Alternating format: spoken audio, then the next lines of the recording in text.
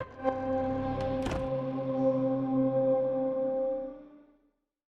name is Clint Tasker, and I'm the designer on Undermine. Clint, what are you showing here at E3 with Undermine? We are showing our latest build, which has a lot more content since you interviewed us last. And we're dialing in the features, and we're getting ready for our early access launch, which will be in late summer. Pretty exciting, man. It's very exciting. It's also very terrifying. Yeah. So talk a little about this game for people who don't know what Undermine's about. It's like a dungeon crawler meets Minecraft meets Diablo.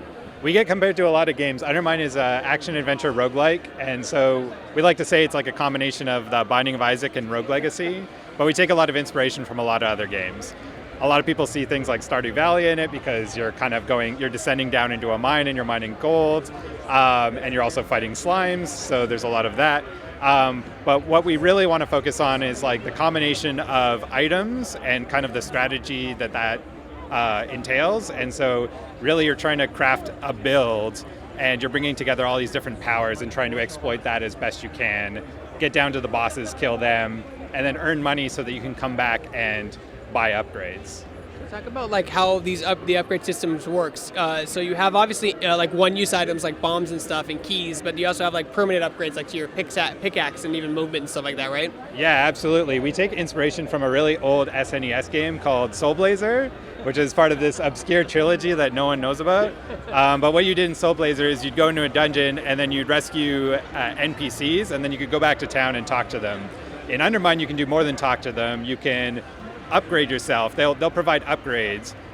So you'll rescue Waylon the blacksmith, and then you can upgrade your tunic and your pickaxe and do more damage and get more health. But there's other NPCs like an alchemist and a priestess who will let you do other things. And so you can get really wild permanent upgrades, but you're still also trying to combine like the random stuff that happens in the dungeon with those things, and that kind of like forms your build.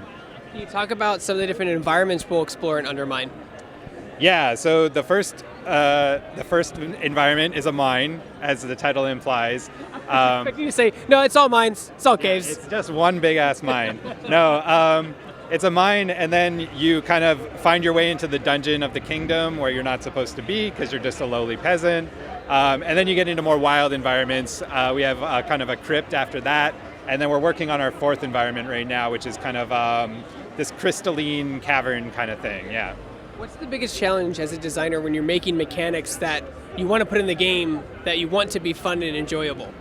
We build the game to be as interactive as possible, so all of the items interact with one another, but that leads to like a lot of things that surprise us. Like the intention is to surprise the player, but it also will surprise us sometimes too. And so trying to account for all those things and squash the bugs and balance those things, it's incredibly challenging. But we want to do that work because the end result is so impressive. Right, 'cause you guys are a very small team, right? How many people are on your team? There's just the two of us at Thorium, and then we have contract artists and contract sound people, but the primary development is done by Derek and myself. That's crazy. Now, obviously that's hard because there's only two people doing it, but does that allow you to be more creative because there's only two people that you have to work with rather than a team of 20? Yeah, I've been a lead designer in the industry for a long time, and when you lead a large team, you kind of have to have this skill where you get everyone on board with your ideas, and you got to get this momentum behind it. It's way more agile when you're just two people because you can kind of talk about an idea and then immediately implement it and see how it interacts with everything else. It's incredibly rewarding to work in an environment like that. Yeah, but it's also very stressful because you're responsible for everything. So can you talk about some powers and upgrades you can attach to your miner? Yeah, so there's the basic stuff like increase your damage and increase your health, but then we have stuff that's a little bit more specific to our game. So there's alchemy, where you can craft and drink potions, and then you have permanent upgrades to like increase the duration of those potions. We just implemented a feature where you can buy these glasses that when you hit an enemy, you'll see their health. And it's very Castlevania nod, but we're happy with it.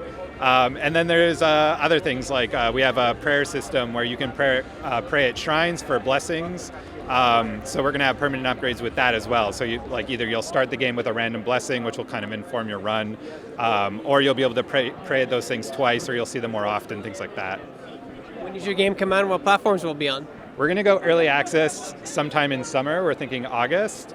And then we'll be 1.0 in 2020. with Xbox and Game Pass. And any plans for Nintendo Switch? Yes, we have a development kit for Nintendo Switch, and we are going to make a Switch version of this game.